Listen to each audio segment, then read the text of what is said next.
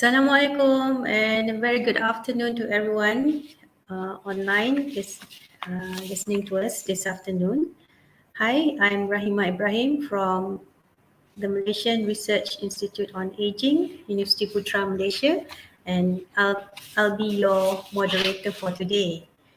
All right, so today's Tea Talk series, the topic is connecting mind to body through enhancing cognitive functions and also through dementia prevention.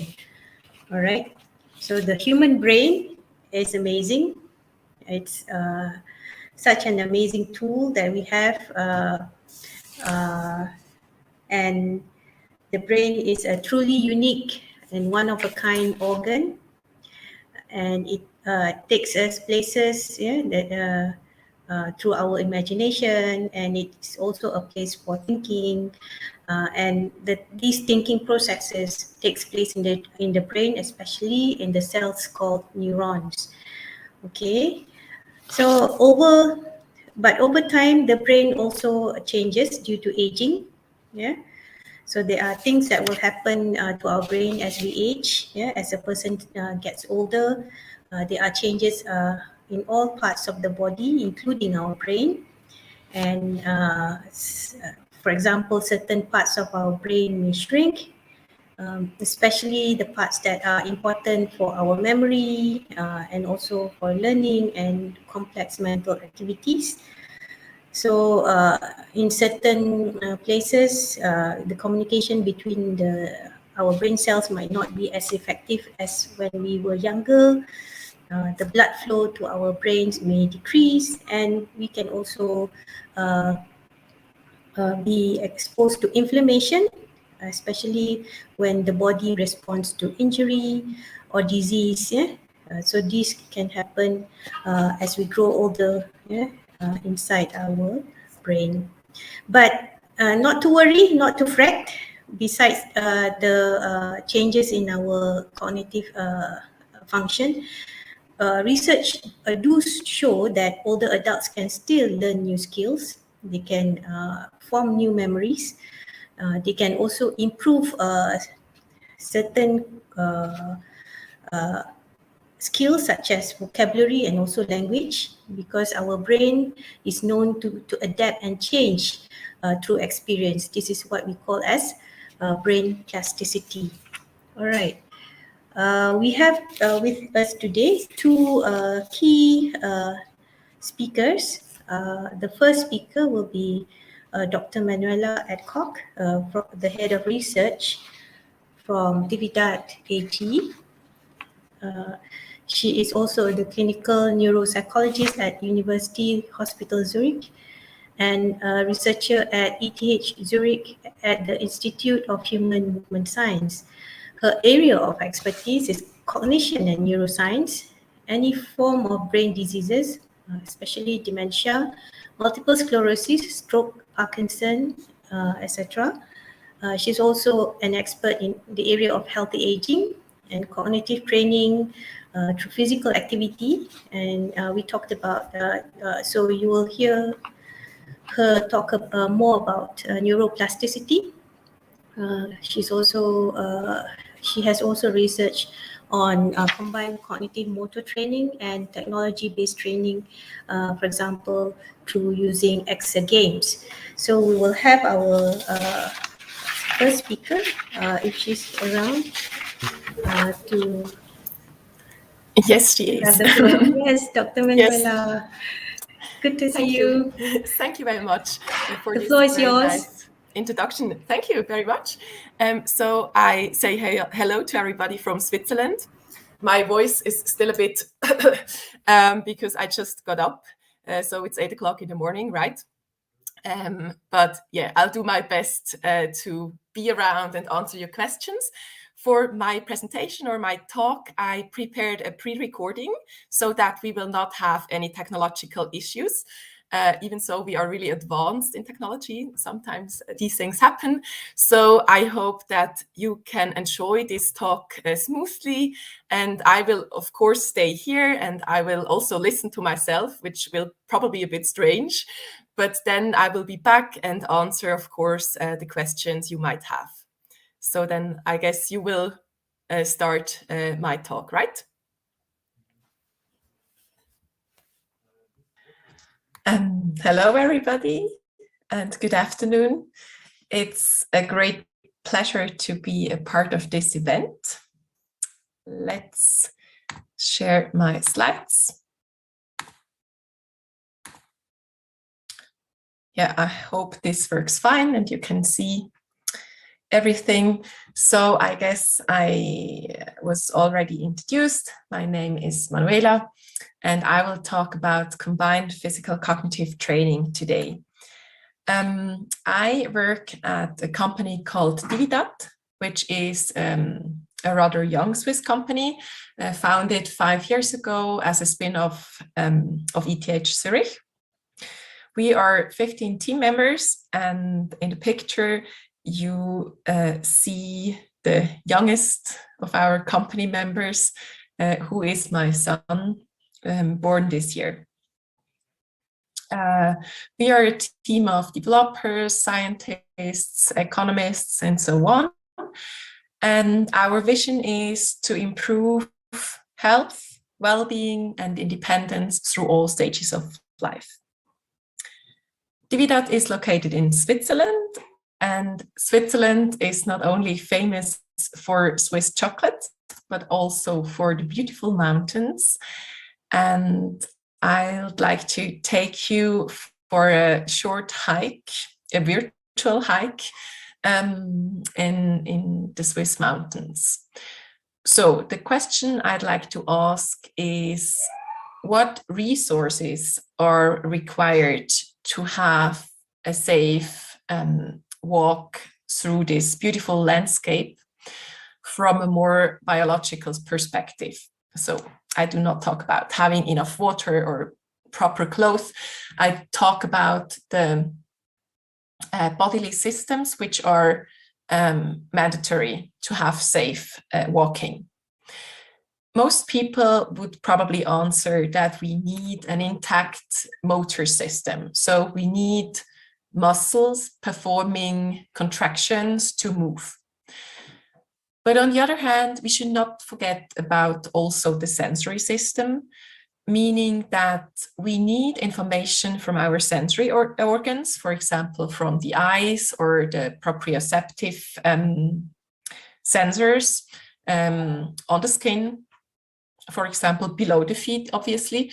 So we need information about the ground, if there is, for example, a step coming be an unstable stone path. And all these information from sensory organs will be sent via the spinal cord to the brain. So there we are at another really important system, the neuronal system, which includes the spinal cord and the brain. And in the brain itself, the proceeding of the information from the periphery is happening. So information is processed, it's probably restructured, some of the information is deleted, and then the brain gives, again via the spinal cord, orders to the peripheral muscles to contract and to execute the next step. And yeah, I think it's very important to understand that when we talk about motion, it's not only about physical functions, but it's also about cognitive functions. So you need the brain to really be able to walk safely. Obviously, not only in the Swiss mountains, but also in your daily life. And it might also be obvious that the more complex the environment gets, the more this physical cognitive interplay is required. Yeah, and I mean, nowadays environment, or most of our environments, are very, very complex environments where we have many, many stimulation. Yeah, let's visualize this in a maybe a bit more in a simpler way. So on one hand, we have the brain, the neuronal system. On the other hand, we have the body, especially the sensory motor system. And those two systems are in a very, very strong interaction, right? And it's, I think, I'm not sure, but probably it's a bit a phenomena of the newer time to separate those systems. But from a biological perspective, those systems are interlinked. You do not have a body without the brain, but you also do not have a brain without the body, right? And in this physical cognitive interplay, that's actually where life is happening. So all daily life activities are based on an intact physical cognitive interplay. All daily life activities, it could be crossing a street or going to a shop and buy things. It could be doing household work like cleaning or going to an office and work. All these daily life activities require, on one hand, physical functions, but also cognitive functions in an intact interaction. Now, there are many threats to both of these systems and obviously also to the interaction. On one hand, there could be accidents and injuries and diseases and drugs and other external influences. And one topic which affects also both of the systems is aging. So let's talk a bit more about aging and the question, what is changing while we get older?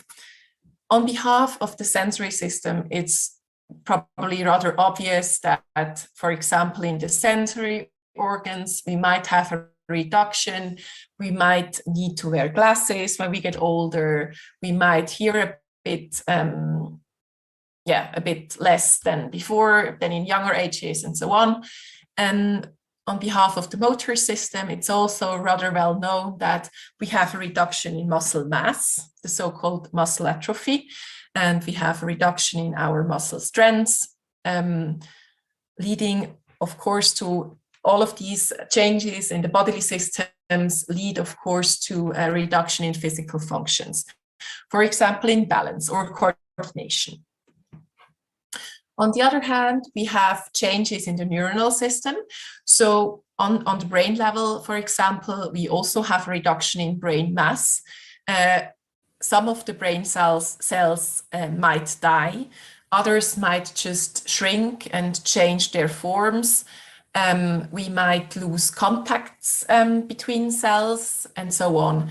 And all these changes in the neuronal system obviously lead to a reduction in the cognitive functions.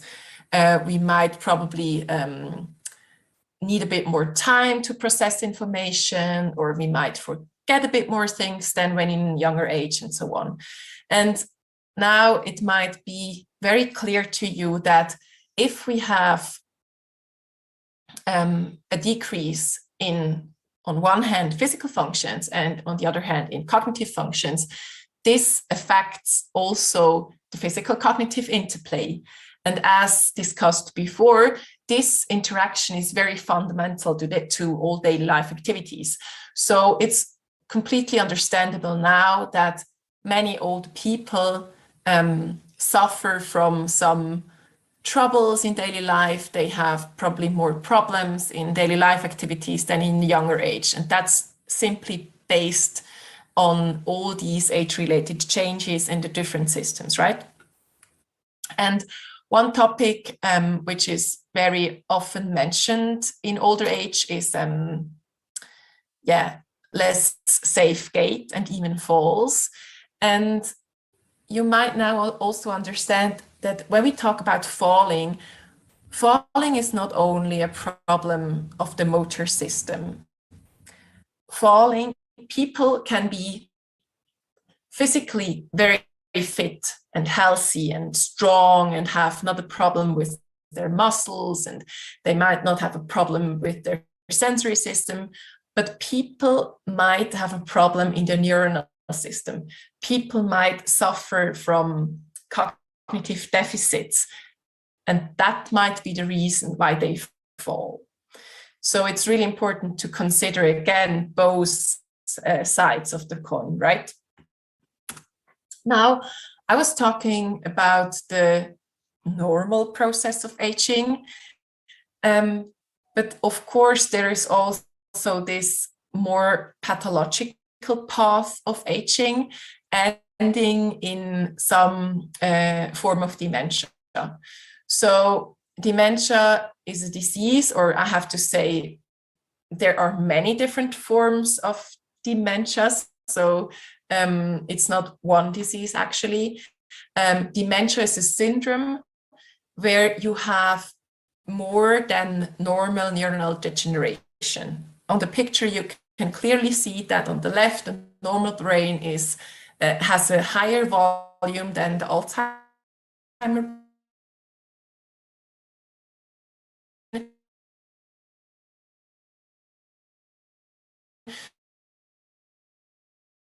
So we have, dementia stage, we have more than normal of these cell losses, especially in some locations in the brain, for example, in the hippocampus, which is very fundamental for memory functions. And that's why most of dementia patients suffer from memory impairments. But I have to state that there are many other cognitive deficits which can be related to dementia, and even on behavioral level and personality level, and also regarding emotions, dementia patients can suffer from changes. So it's not, cognitive deficits are a very common problem in dementia patients, but they are not the only ones. Now, the question is, when I talk about all these, let's say a bit negative changes during aging, and especially in a dementia stage, is there any hope? Can we do anything to stop these processes or even counteract these processes? And the answer is neuroplasticity. So that's something very amazing, that the brain is a very plastic organ. So the brain is responsible, is able to respond to stimulation, and is able to kind of rebuild things and damages and losses. Obviously, I have to be a bit careful, because the brain cannot just build itself to a stage like with 25 years old, but the brain is possible, for example, to grow new contacts between cells, which is called synaptogenesis. Then this process is actually shown in this fancy picture here. And we know now that the brain is even able to build new brain cells, so-called neurogenesis. And there are other processes, for example, the angiogenesis, meaning that the brain is able to build new blood vessels and so on. All these mechanisms are not really important to know, but I think it's the fundamental message here that the brain is plastic and can respond to stimulation. And what do I mean when I talk about brain stimulation? Or the question is, how can we trigger all these neuroplastic processes, right? And the answer here would be, it's about training. So I will not talk about medication. That's not my field of expertise, but I can tell you that there are hundreds of studies showing that training really helps for your brain health. And we can separate here two kinds of trainings. So we can talk about physical training, physical activity, and we can talk about cognitive training. So let's start with the physical training and physical activity. When I talk about physical training, this can mean that you do a cardiovascular training. For example, you run on a treadmill or you go for a walk outside. Probably you go to a gym and do some strength workout, or you do some coordinative exercises like, for example, dancing. And I can tell you that whatever you do, when you move your body, you will have exercise-specific effects on your body. For example, your cardiovascular system will improve, or you will build muscle strength and so on. And that's maybe not very surprising, right? But I think the most important point here is that when you move your body, when you do physical activity, you will even improve cognitive functions. So I think that's something very amazing, that even if we have problems, let's say with memory, my recommendation would be to you, you have to move. I know it's probably not really obvious, but there is a link between your movement and your brain. I think that got really clear when we talked about the hike in the mountains. And even on a neuronal level, so even if we have a look at the really smallest cells and molecules in the brain, we can see positive effects when someone is moving. So we have these processes going on like angiogenesis, we have more blood vessels, we have even more neurons which are growing. And for these processes, some growth factors are responsible, for example, the BDNF or IGF-1 and so on. Now let's talk about cognitive training. There are a bit less studies for the cognitive training, but anyway, we know that if someone trains, is doing some brain training, that could be playing some memory games or using a computer-based training, this will improve cognitive functions in all the different areas. You can improve memory, you can improve executive functions, which are the so-called higher ordered human brain functions, like planning. You can improve attention, visual spatial skills, processing speed, and so on. And again, when we have a look at brain structure, we can see positive effects on the brain cells. For example, brain cells can build new contacts and so on. And again, there are growth factors which are responsible for these changes. Now, considering all the positive effects from both forms of training, it might be really obvious to combine those training approaches, right? And especially when you think back to what I said some minutes ago, to the requirements of daily life, that daily life activities really require an intact physical cognitive interplay, it makes even more sense to combine physical and cognitive training at the same time. And from a more biological perspective, we know now that when we combine both training forms at the same time, there are even synergistic effects. So you have, how can I describe this? It's even, it's when you have a look at the molecules and the cells and what is happening on a brain level, it seems to be even crucial to have both stimulations at the same time. It's good to do both separately, but it's better to combine it, right? And now the question is, how can we do that? I mean, it might sound a bit abstract to you when I talk about combined physical cognitive training. So here the technological process helps, and we can use new technologies to set up such a combined training. And one thing we also have to consider is that even so, most people know that training is kind of healthy, right? Not many people do regular training. And the point is that training is sometimes just not that funny or a bit boring, or but what many people like to do is they like to play games. And now what we do is we combine gaming and training. So what we do is we kind of create games which are answered by body movement. So we combine exercise and games and ending up with so-called exergames. That might now sound also a bit complicated, but let's give you an example. Here you see a training device which is called the HUR-Senso, which is actually the main product which was developed by Dividat. And this device consists of, on one hand, here we have a screen with games which are presented to a user. And on the other hand, we have this training plate, which is a pressure sensitive plate. And now what happens is on the screen, the user is presented with a game, and this is a specific training game to train a specific cognitive function.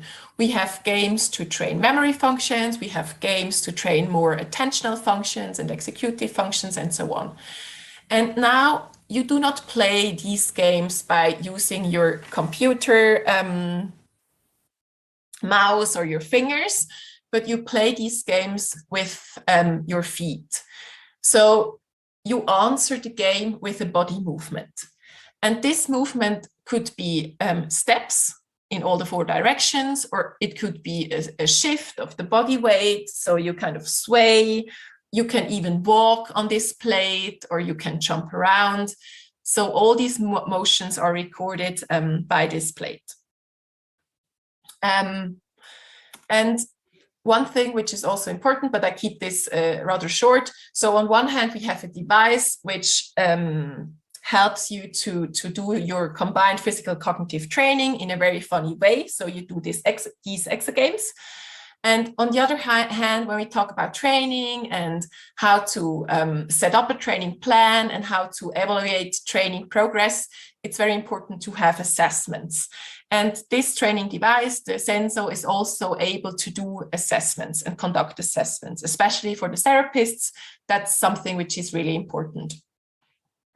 And something which is very important for me, because even though I'm a neuropsychologist by training, I am also a scientist. And for me, it's very important that when we talk about a training, I really want to know that there is some scientific evidence behind.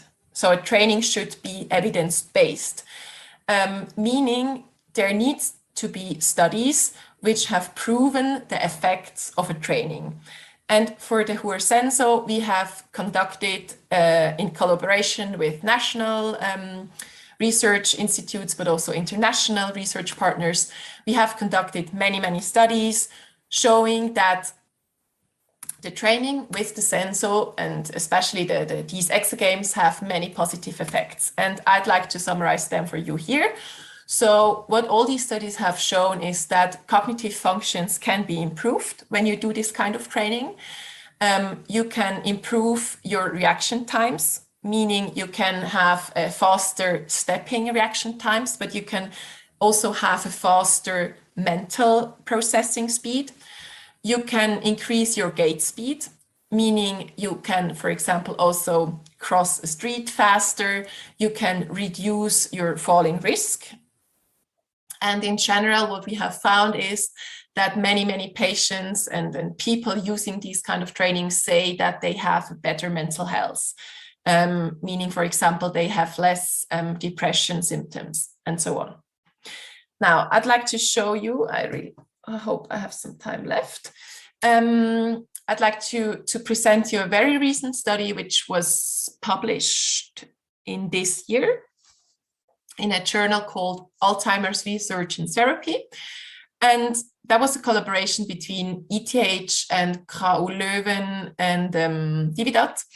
And what we have done here is we have included over more than 50 patients with mild or major neurocognitive disorder. And half of them have trained for 8 weeks, 3 times per week, for 15 minutes with the Senso. And the other half was watching music videos during the same time. And basically what this study has found is exactly the same effects as just summarized. So we found improved cognitive functions, improved physical functions, and a much better mental state.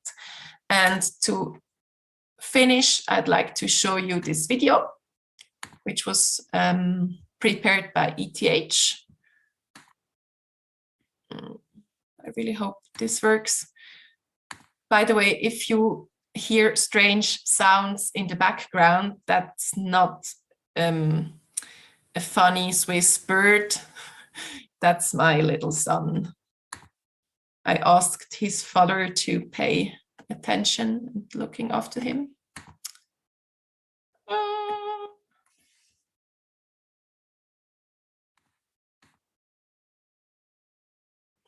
I should be a technological expert, right?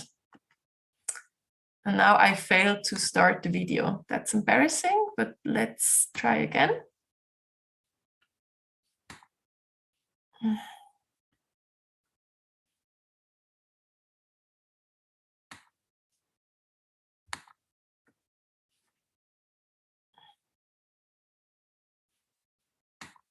I think you cannot see something yet.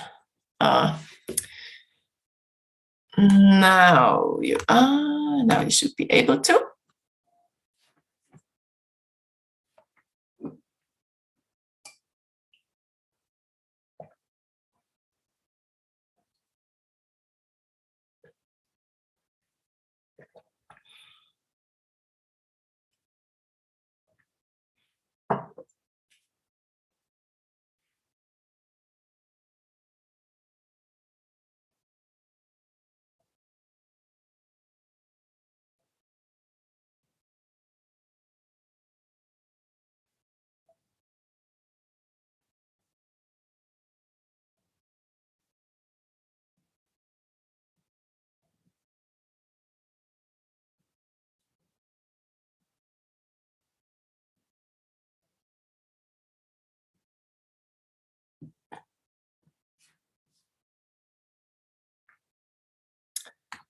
Okay, so then let's summarize the main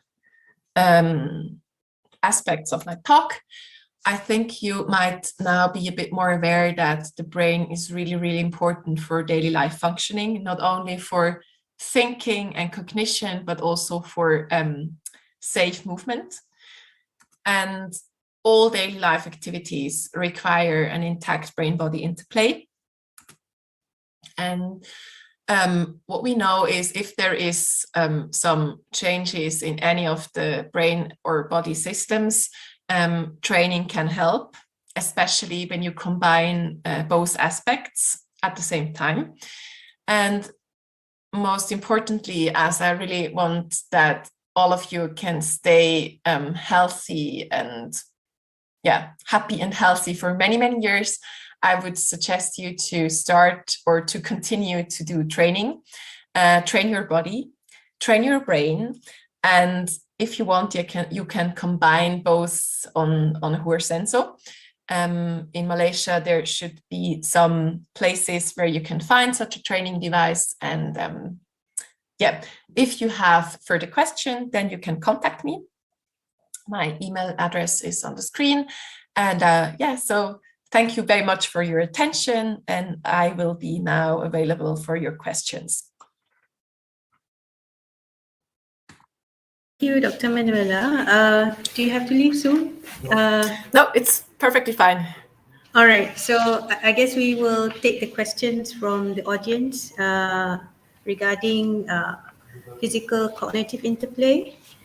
Are there any questions from the audience? You can type in the comments or on Facebook comment section as well, and we will highlight your questions to Dr. Manuela. I'm particularly interested in the physical cognitive interplay and how the positive effects on one cognitive function can be transferred to other functions as well. So I'm still amazed that the brain is you talked about neuroplasticity and how the brain can be molded, and it is always adapting to changes, and the more you use your physical limbs to exercise, it can also improve other your cognitive functions as well. Yeah. So that's very interesting. A lot of That's us, I mean, yeah, once we retire, we forgot that we are still living. And yeah. And I think really this point you just mentioned, that's probably also the most fascinating, because when I was working, or I still sometimes work at the university hospital in Zurich, and there I have many patients with let's say brain diseases, and they really ask me, obviously, so tell me, you should know, you're the expert when it comes to the brain. What can we do to increase our brain health?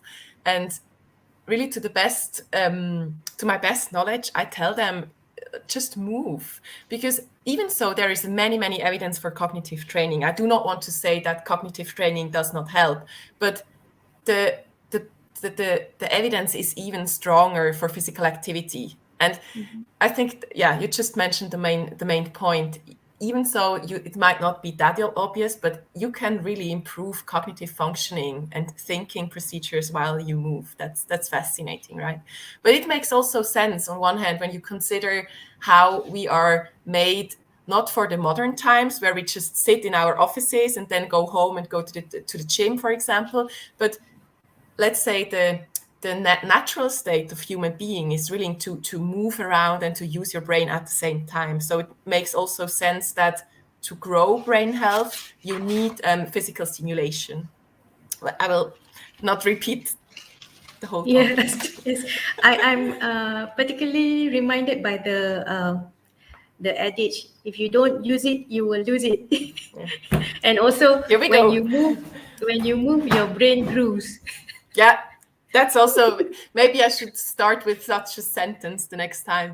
Yeah, and it's not, because use it or lose it is often mentioned when it comes to the bodily systems, especially the muscles, right? Yep. That we have to do muscle training to maintenance the muscle mass, but it's actually true for brain mass as well. So that's a good All sentence. right. Yeah. Thank you, Dr. Manuela. Very I think interesting. there are no questions, right? Or have I not seen them? Was it very clear? I think if there are questions, we will put in the private chat. Okay. For you to answer. Okay. I have Thank to you, switch. Dr. Manuela. Thank you for your illuminating session just now, sharing session. I will now invite the second speaker, Ms. Shamayne Leelawati Samarakodi. She is a dementia caregiver and also an advocate. She is the founder of mindconcern.com. She is a Love to Move deliverer and the first and only facilitator in Malaysia and the Middle East certified by the British Gymnastics Foundation. And Love to Move is a cognitive enhancement program for dementia patients. So she is a founder of Mind Concern, and it is its associated social media platform that serves to create awareness around dementia and normalize talking about the disease. She's also an ICF certified coach and a mental fitness coach, offering 6-week caregivers coaching program that support caregivers.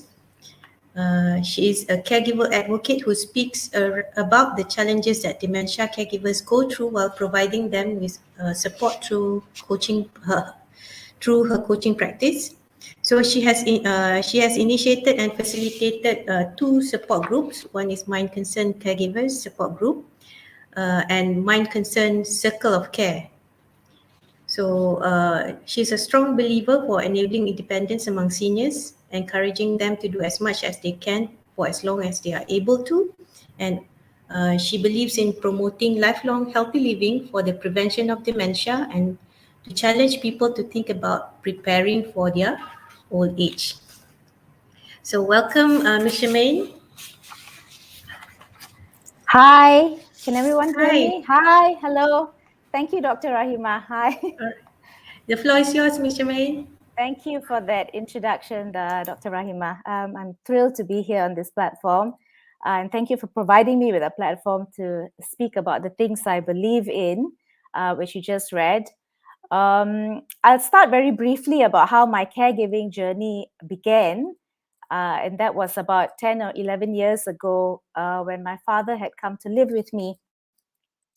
He left his hometown and came to stay with me because he was displaying some unusual symptoms. He started fainting, and I thought it might be safer for him to come and live with me. So just a little bit of background. My parents were divorced when I was 2, and neither of them were married, and I'm an only child. And we all lived apart. When I was old enough to leave home, I lived with my mother. When I was old enough to leave home and start work, so the 3 of us lived apart. So when Dad had decided to come and stay with me, I was living alone. And a couple of weeks into his stay with me, I noticed some very strange behavior. It was a very small apartment, just a two-bedroom apartment, but he couldn't figure his way around the house. Couldn't remember which his room where the rooms were. He couldn't figure out the light bulbs, the light switch, which was the fan, which was light. He just couldn't get around it. Didn't know how to open the door, unlock the door. It just, a few really strange behavior.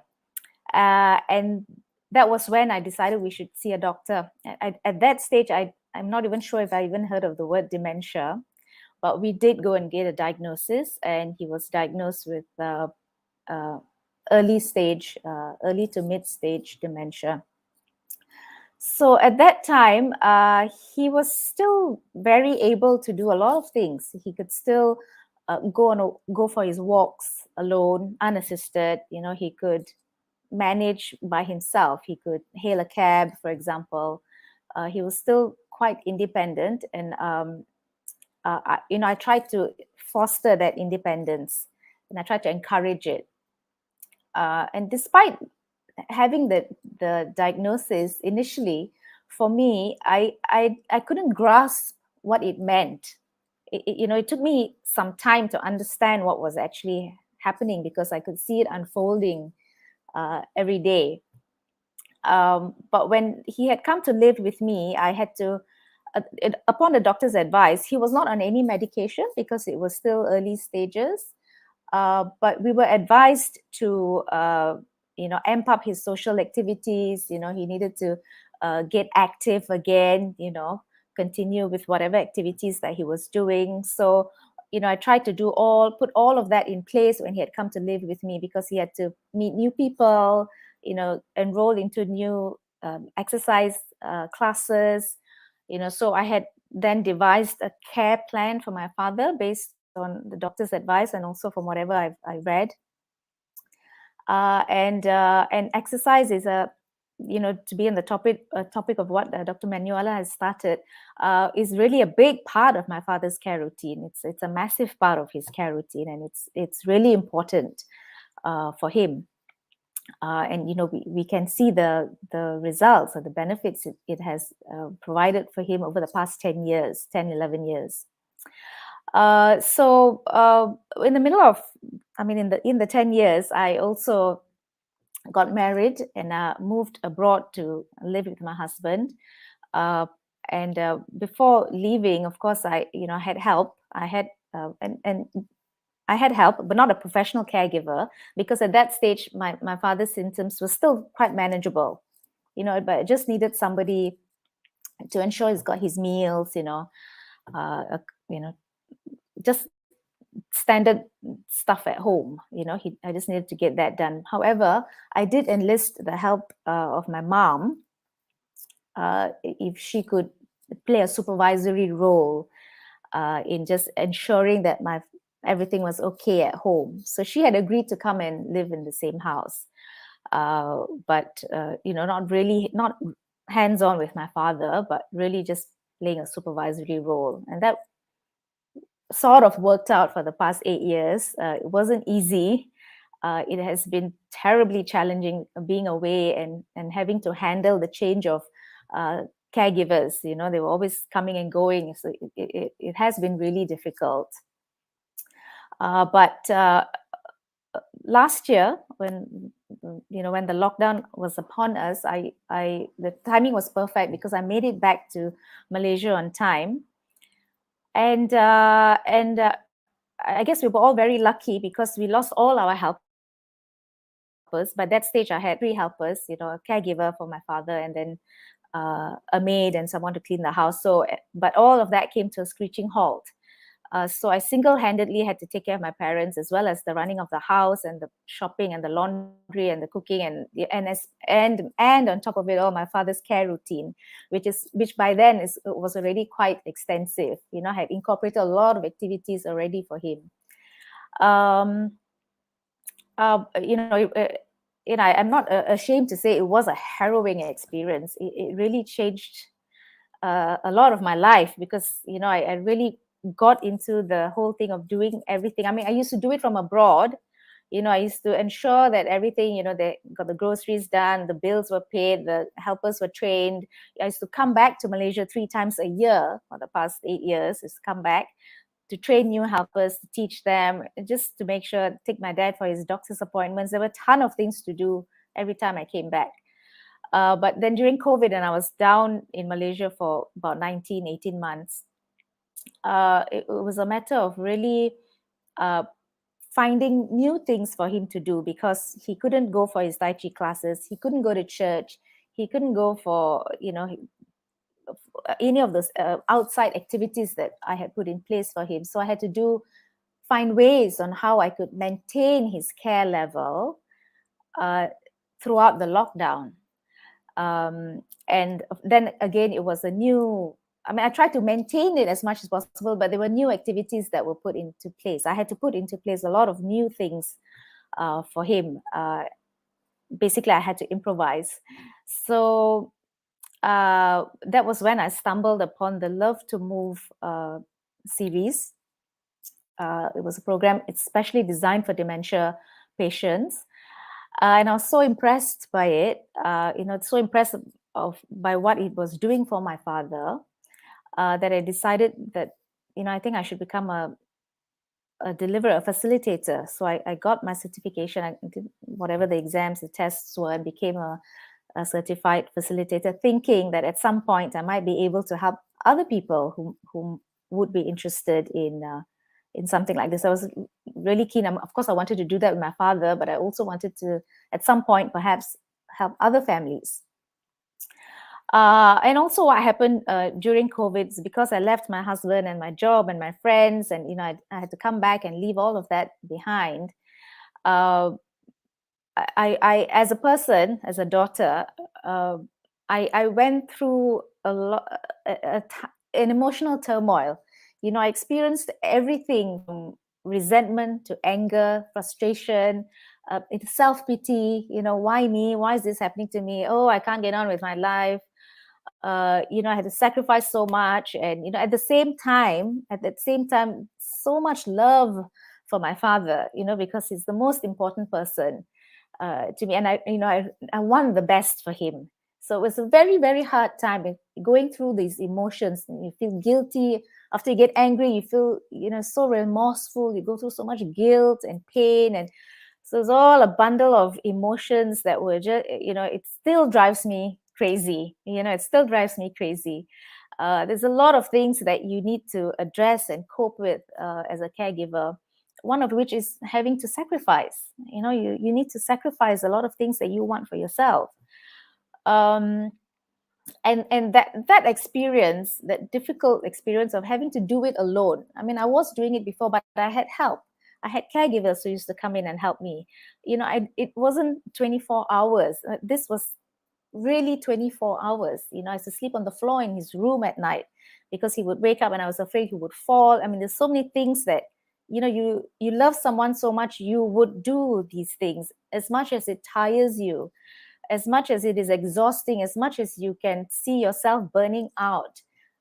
You keep going because you love this person, right? And you want to give them the best. And it was also during this time, I thankfully managed to transform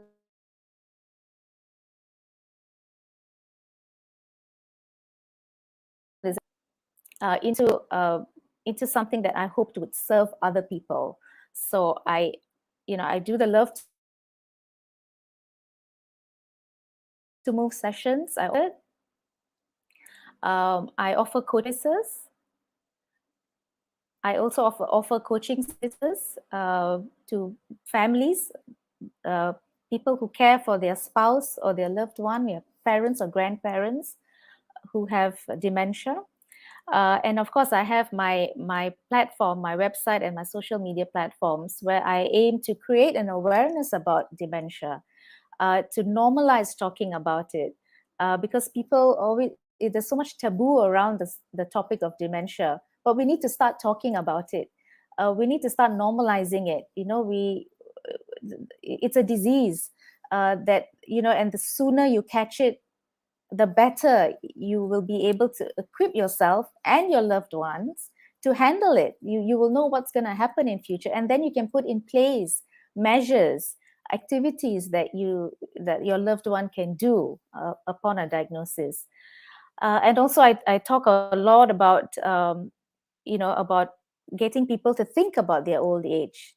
Think about what's going to happen to you when you get old. What's your plan? Do you roughly have a plan in place, or are you just going to leave it to, I encourage people to think about it, just put some thought into it. And also, now I spend a lot of time supporting other people like me, other caregivers like me who are going through these emotional turmoils that they face in caring for their loved ones. So I support especially women, but it's not limited to only women. But yeah, that's the work that I currently immerse myself in, and I continue to look forward to supporting these people. It really is my passion at the moment, to also change people's mindsets about dementia and to normalize it, like I said earlier. So looking forward to any questions you might have on this platform, or otherwise I am on Instagram, Facebook, and I have my website mindconcern.com. I can be reached there at any time. So over to you, Dr. Rahima. Thank you, Shamayne. I'm just so blown by your experience as a caregiver. Not everyone can do it. It is a very challenging task, and especially you are doing it alone during the lockdown. It must have been really, really, such a huge task, for you to overcome. And just to note that your story as a caregiver was also recently featured in the New Straits Times, Yes. in an article called "My Father's Keeper." Yeah. It's a daughter's account caring for dad with dementia. So it is a very heartfelt account and a very personal sharing about your experience and journey as a caregiver to your father. So and now you are advocating and also learning the ropes of being a professional caregiving, especially for people with dementia, and incorporating movement and also exercise as part of your daily routine. Yes. And So, the Love to Move program is a cognitive enhancement program. It also combines physical activity as well as thinking. So it's in tandem with what Dr. Manuela was talking. Of course, hers is a fantastic technology, which is amazing.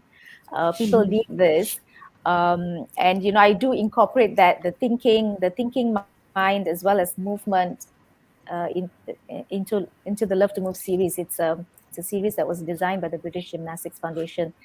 And that's one of the activities that my father does. He does that twice a week. He does Tai Chi twice a week. He does strength and balance training twice a week. And on Sundays, it's music and dance therapy. We just dance to music. Amazing. So that's all of those things that are packed into his care routine. It takes a lot of time and work and dedication. It's not a matter of just switching on the TV and saying, okay, follow this routine. It's not, because he's got dementia. you need to coach him. You need to show him what, it takes work. It's not as simple as just leaving them to their own devices. That he's not at a stage where he can be left to his own devices anymore. That's true. Yeah. Okay, let us take some questions from the comment section. May I very shortly comment? Yes, Just Dr. 2 Manuela. minutes.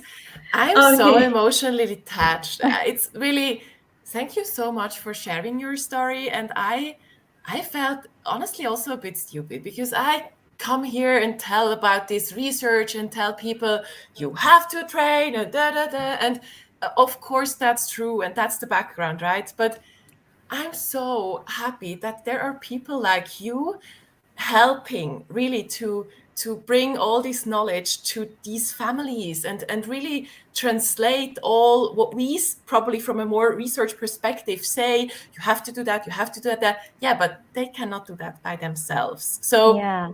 really, I have great, huge respect for what you do. Just want Thank to you, say Dr. that. Manuela. Thank you, doctor. Thank Yeah, you. yeah. Appreciate it. I'm trying. So let's Yeah, see and where even this gets us. if I talk about technology, and even if I show you a way to optimally combine everything, that's not the only way, right? We have to be.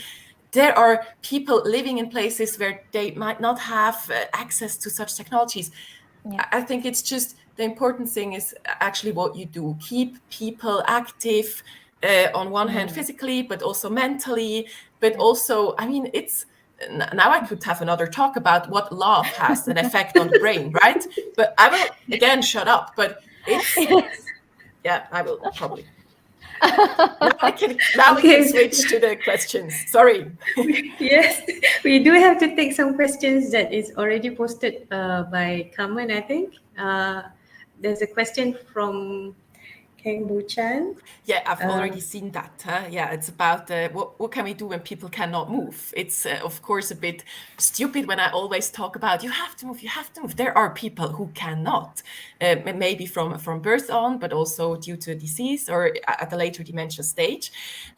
So of course, I mean, on one hand, I might probably also ask back, is there a complete, is there no option to move at all? Because, for example, for a wheelchair, there might be several options to combine, let's say, physical activity and cognitive training anyway.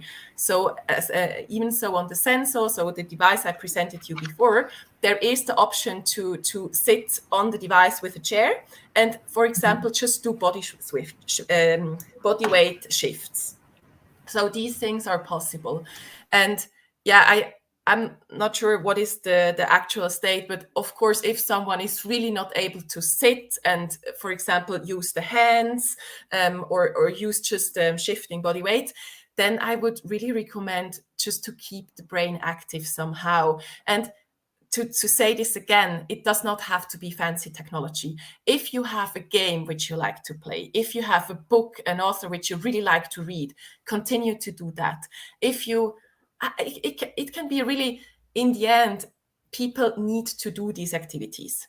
If they do not like them, they will not. So if there is someone really just be able to lay on the bed, I really feel sorry, obviously, but then try to find activities to keep them somehow active. That would be my answer here. Could I just nip in here a little bit?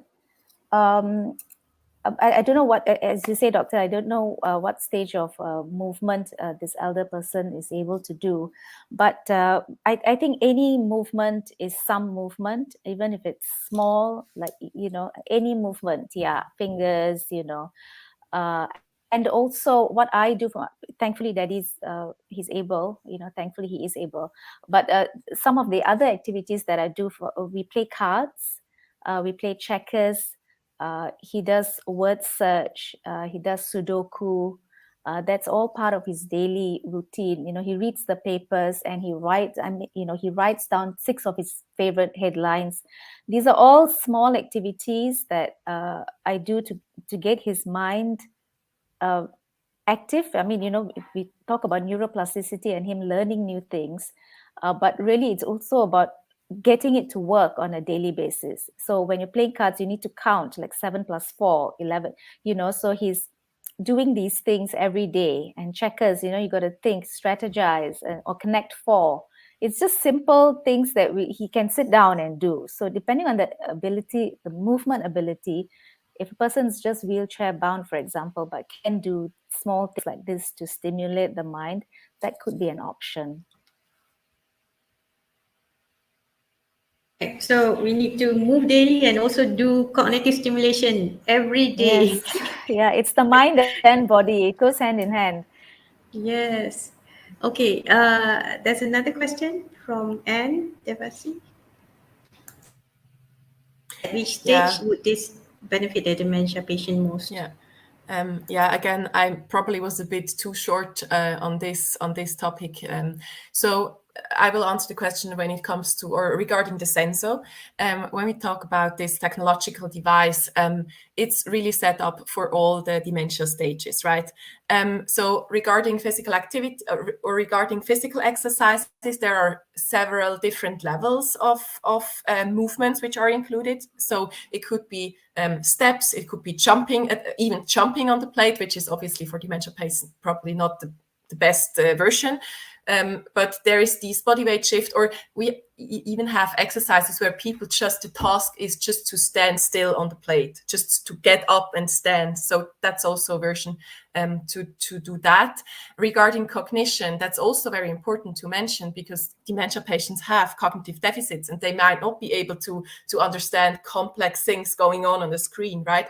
So there we have adapted games which are specifically developed for dementia patients. Actually, there's at the moment running a huge project, also again together with ETH Zurich, to define what is possible and what is crucial to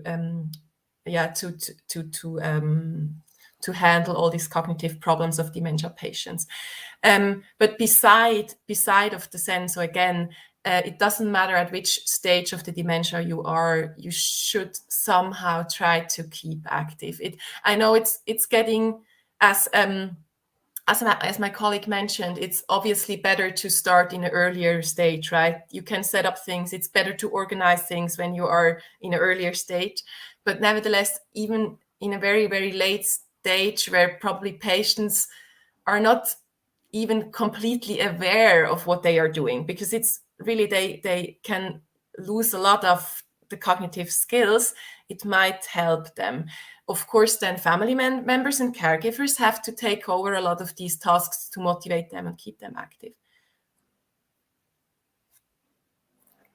Does this help? Yeah. Okay, yeah, the next question from Amanda Chan. Yeah, that's about, I've already seen that one. It's about this, what does it mean to have an intact interaction of brain-body? That's actually a very good question, because sometimes people also ask me, how can I know that in my personal life, I have an intact communication or interaction between my brain and my body?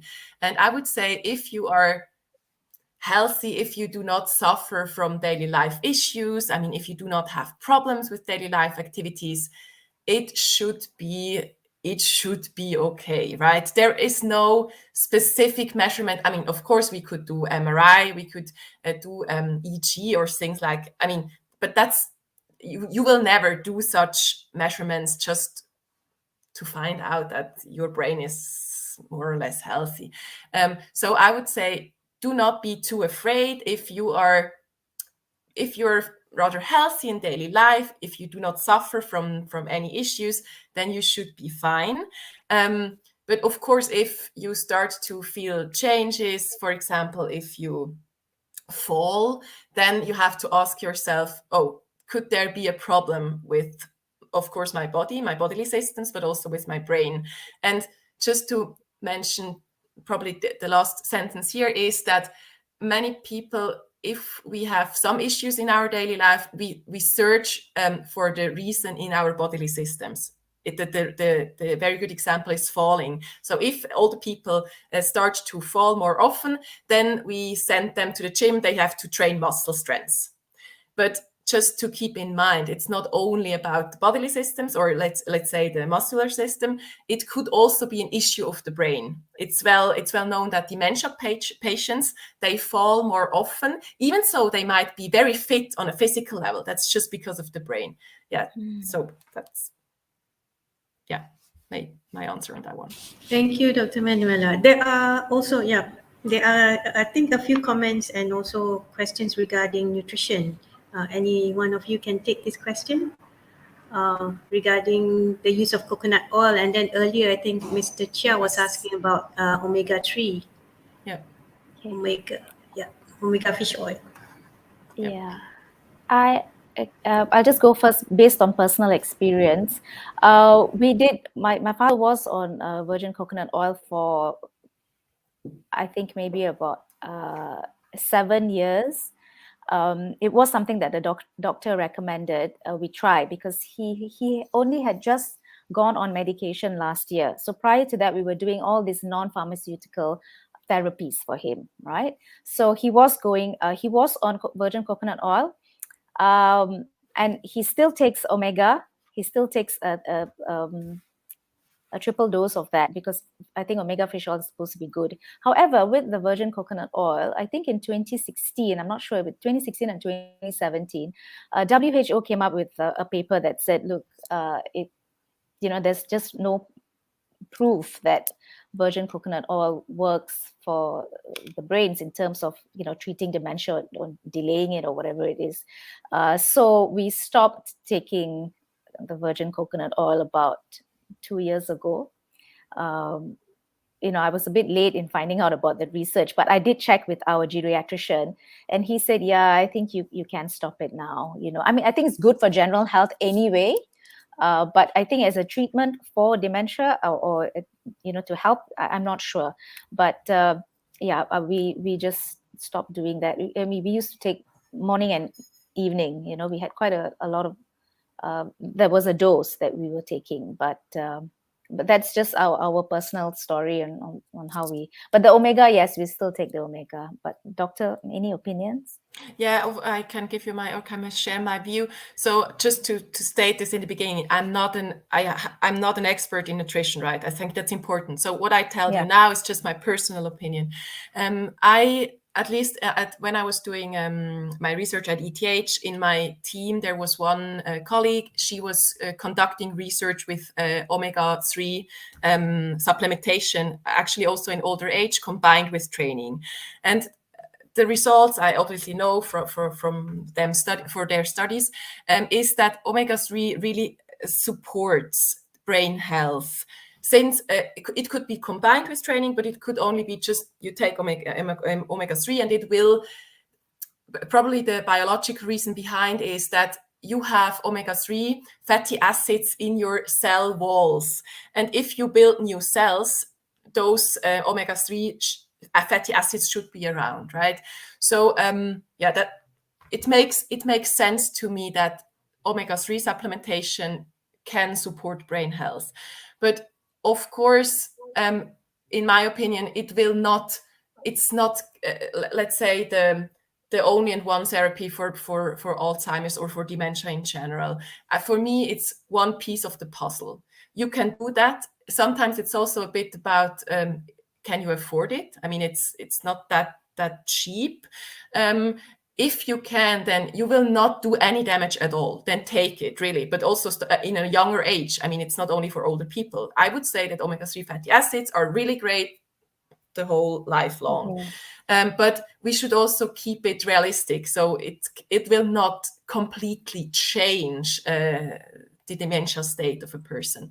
When it comes to coconut oil, there is a specific topic, or let's say there is a specific discussion going on for some years now, if the saturated fatty acids are helpful or not, but I will not comment on that because I do not have enough knowledge to comment on this one. So I think we better focus on movement and also exercise in this talk, because none of us are nutritionists. But yes, of course, good food or superfood can support your general health and also probably brain health. But I can't see any more questions in the comment section. And at this point, at this juncture, I would like to thank Dr. Manuela and also Shamayne for their excellent sharing on this topic today, on how our brain is plastic and it can be made better through movement, and the linkage between cognition and physical function is there. So you have to be mindful of the interrelations of those functions when dealing with older people, especially people from older age groups. Shamayne, I can't I have a deep respect for you as a caregiver, for your dad, and the work that you have done in making sure that he's enjoying himself and living the best time of his life, and sharing the love that you have with him, uh, uh, even though you might feel sad because he's slowly Yeah. losing himself Yeah. because of the disease. Yeah. I would like to also announce that people have been commenting a lot, so I don't have to announce that there will be some 10 lucky attendees. 10 lucky attendees may walk away with some products from the sponsor, Defense Antibacterial Protection Kit, and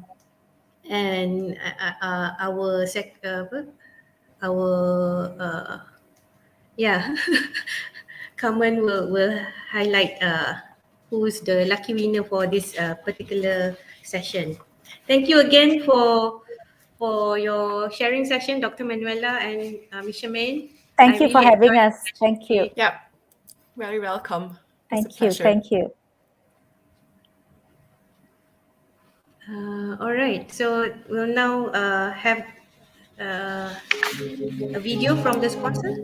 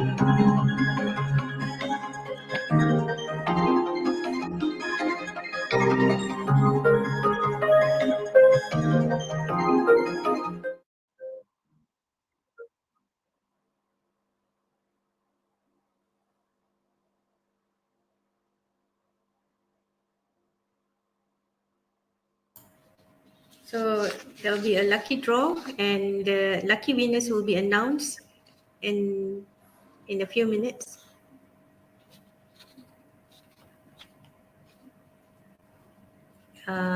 Once the winners are announced, Carmen or ImCare Hub will get back to you, the contestant winners.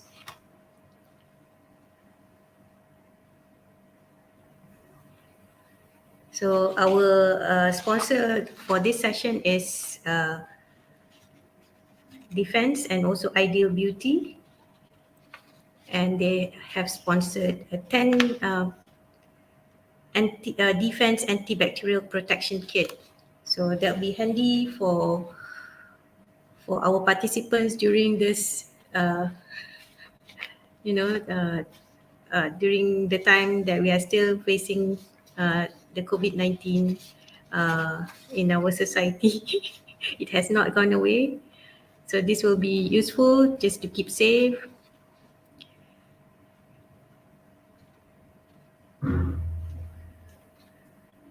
Okay, is it time to announce? Okay, the lucky draw will start now.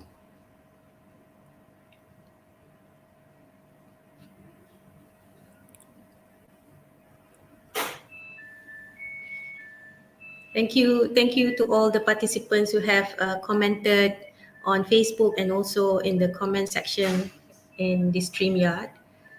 We can see all of your comments in here in the live session, and the winners will be announced pretty soon.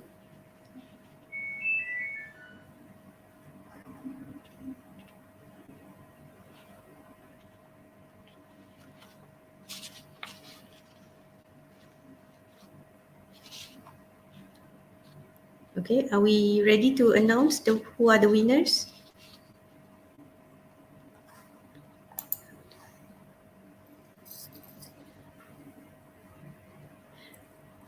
Okay, so we will be selecting the lucky winners based on the comments that you have shared with us in the comment box.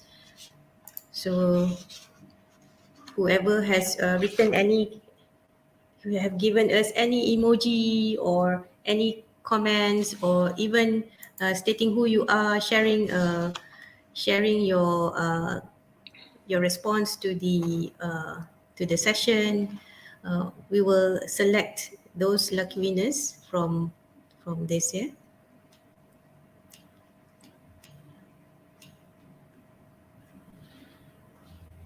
So keep you still have a chance. Yeah. So the lucky winner is commenter number 2. Commenter number 2. StreamYard. Number 3, number 4, number 6.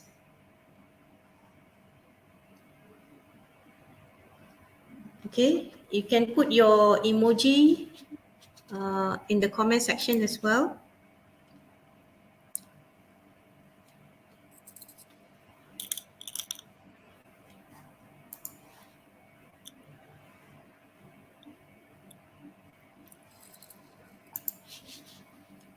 All right.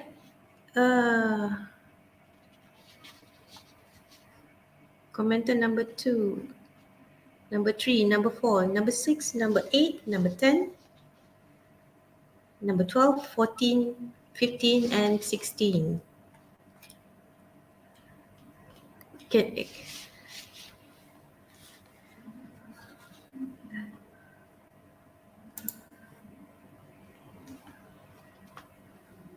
All right. Okay. In-Care Hub will contact the winners later after the session. So those of you who has been informed as the lucky winners, please get in touch with In-Care Hub and the Secretariat. All right. Congratulations to all winners. We have come to the end of our Tea Talk session. Maybe Dr. Jillian would like to announce what's coming up for the next Tea Talk.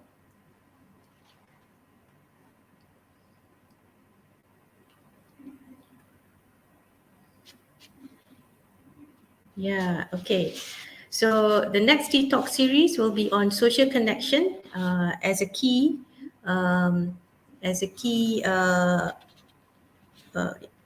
thing as you age. Yeah, social connection that serves as a protective factor and provides a significant positive correlation with emotional well-being. So we have also two panel or speakers. One is Dr. Hakimah Muhammad Salihuddin from the Department of Medicine, Faculty of Medicine and Health Sciences, University Putra Malaysia.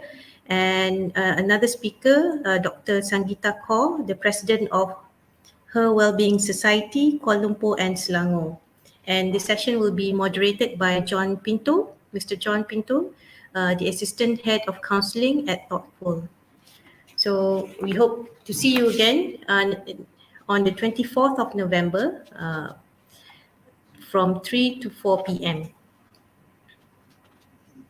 So hope to see you again. next time. So thank you to all the participants, and thank you to the speakers for this amazing session, amazing tea talk. We have a lot of positive comments as well from the participants. Thank you all.